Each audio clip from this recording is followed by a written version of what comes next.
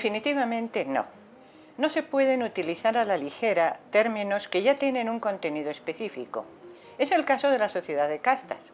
No existe sociedad de castas, salvo en el caso de que el que nació dentro de una casta va a permanecer en ella toda su vida.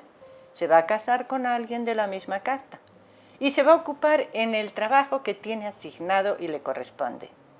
Ninguno de esos requisitos se cumplía en la Nueva España.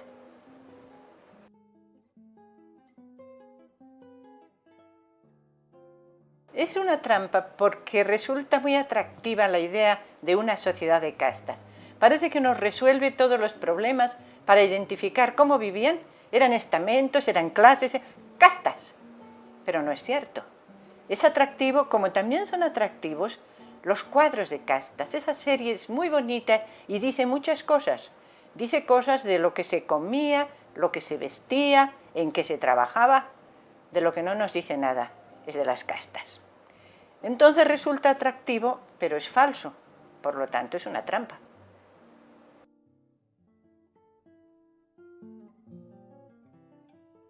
Ese es un tema que me ha preocupado bastante, porque quienes antes que yo se han ocupado, y actualmente también, de definir en qué consistía esa clasificación, han dicho, bueno, en el siglo XVIII ya no era funcional, pero seguramente antes lo fue. Otros dirían, en el XVII todavía no había cuajado, más adelante se ordenó. Y hay quienes dicen, ¿el rigor de las castas del siglo XVI? Mentira, mentira, mentira. Lo cierto es que a finales del siglo XVIII, con el entusiasmo de los descubrimientos científicos, con las clasificaciones de las plantas, los animales, ¿por qué no vamos a clasificar también a las personas? Entonces es cuando se estableció esa serie, esa secuencia del tente en el aire, salta para atrás, albino, que no aparecen en ningún documento, por supuesto, solamente ahí en los cuadros. Pero ¿cuándo comenzó? Por supuesto, en el siglo XVI había república de indios y de españoles. ¿Quiénes eran los indios? Los indios eran ignorantes, inocentes, vencidos. Frente a ellos estaban los españoles, unos poquitos, muy pocos. Pero eso se va complicando en cuanto llegan masivamente negros africanos. Entonces, aquella población original empieza a hacerse más compleja, pero va a tardar mucho tiempo en que la sociedad empiece a percibir una serie de grupos intermedios entre el indio y el español, entre el negro y el indio, que hay otros que no son ni una cosa ni otra. Eso se va a generar poco a poco a lo largo del siglo XVII, pero va a culminar en el XVIII.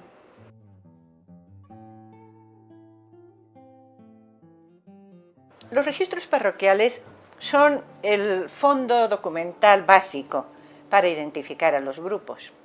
Y los registros parroquiales me dicen que hubo siempre una tremenda confusión.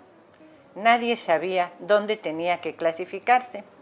De hecho, nadie pensó en clasificar antes de 1585, cuando en el Tercer Concilio Provincial Mexicano se decidió que las parroquias debían llevar libros separados. Pero los párrocos no sabían en qué consistía eso.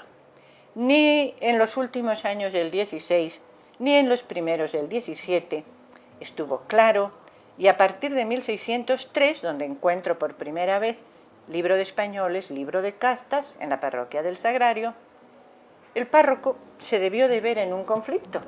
Si siempre había puesto a los mestizos con su papá español o con su mamá india, y los negros eran negros, ¿a quién pongo en este libro de castas? Pues pusieron a los negros, y así siguieron hasta mediados del siglo XVII. A mediados del siglo XVII empieza a haber algún mestizo. Pensemos que llevamos 120 o 140 años de población española y hasta ahora no han registrado a ningún mestizo. Ahora aparece el 3% de los bautizos son mestizos. Ah, ahí están. Pero el año siguiente, el 18%, caramba, ¿qué pasó? Y al otro año, el 7%, en definitiva, los párrocos no sabían y según su criterio, según su humor, anotaban a unos en una parte o en otra. Entonces los registros parroquiales lo que nos dicen es ambigüedad, confusión e indiferencia. Aún más, ya en el siglo XIX, en 1815, cuando la corona española insistía una y otra vez, los párrocos tienen obligación de señalar la calidad. Finalmente el arzobispo Fonte responde, nos están insistiendo en que señalemos calidades. Advierto que el párroco no tiene obligación de decir más que si bautizó, administró el sacramento del matrimonio o la extremaunción. Las calidades no nos interesan. Como nos obligan a anotarlas, ponemos lo que nos dicen, pero no hacemos ninguna averiguación. De hecho, aunque sepamos con certeza que lo que nos están informando es falso, faltaríamos a la caridad anotando una cosa distinta. Por lo tanto, los registros parroquiales no dicen nada de las castas.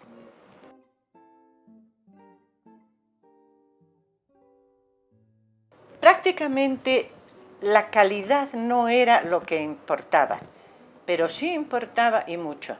En el siglo XVII, como en el XVIII y como en el XX y en el XXI, importaba si eran más ricos o más pobres, si se consideraban de alcurnia, pertenecientes a grupos privilegiados, o eran la simple masa de trabajadores, es decir, la situación social, el prestigio familiar, el reconocimiento profesional, la honestidad acreditada y, a veces, también el color, influían para el reconocimiento.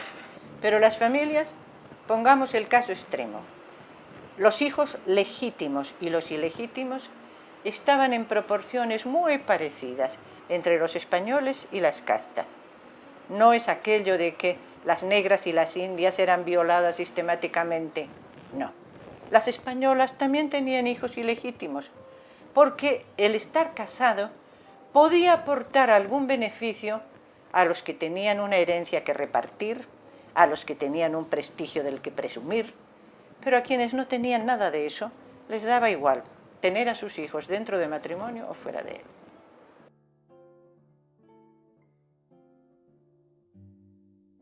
Hay muchos, pero diría que el acervo que más nos proporciona es el del ramo Inquisición, porque a los acusados de cualquier delito en el Tribunal del Santo Oficio les pedían que dijeran todo acerca de su vida. Entonces, entre las cosas que exigían era la calidad. Por cierto que nunca se hablaba de casta, se hablaba de calidad, y a eso me estoy refiriendo. Pues bien, podría darse el caso de que se estaba procesando a un bígamo y le preguntaban a su segunda esposa, ¿de qué calidad es tu marido? Ella con todo aplomo decía, es mestizo. Entonces iban a preguntarle a la primera esposa, ¿y tu marido? Ah, sí, me casé con un español. Ah, mestizo o español. Pero vamos a preguntárselo a él. Y él nos dice, yo soy indio.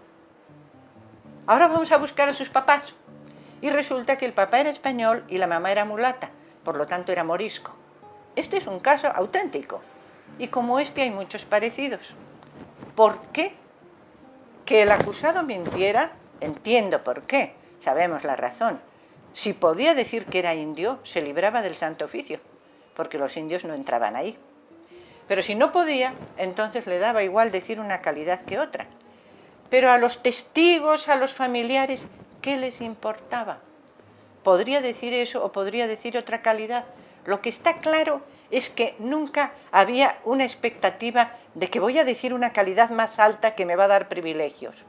No, en el ambiente común no encontramos eso.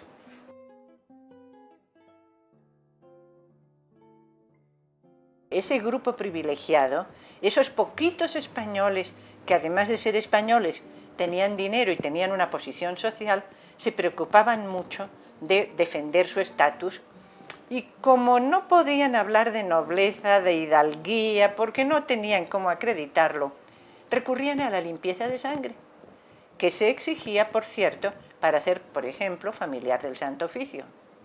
Entonces, para ser familiar del Santo Oficio, tenemos casos de quien se presentaba honestamente, creyendo que era español y que todos sus antecesores lo eran y que era de la calidad más exquisita.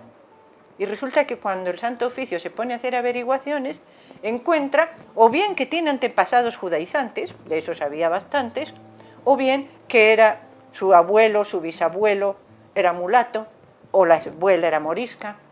Es decir, ni siquiera ellos mismos tenían conciencia de que podían tener algo de sangre mezclada y se presentaban así como si fueran limpios de sangre. En cuanto a la Real Universidad, las órdenes religiosas que también pedían limpieza de sangre, primero, empezaron a pedirlo a principios del siglo XVIII, antes no. Pero ya cuando lo piden, el testimonio que tienen que presentar es el acta de bautismo.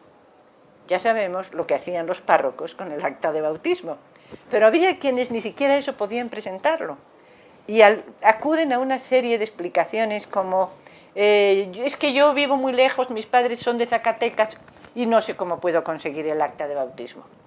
O bien, yo vine viajando por mar, vengo de Campeche y tuve un naufragio y perdí todos mis documentos. O bien, soy huérfano, no tengo ni idea en qué parroquia me bautizaron. Es decir, sí se pedía certificado de limpieza de sangre, pero había muchas veces de evitarlo, siempre y cuando apareciera un grupo de amigos que decía, ah, sí, lo conocemos mucho, ¿seguro es español? Sí, lo conocemos.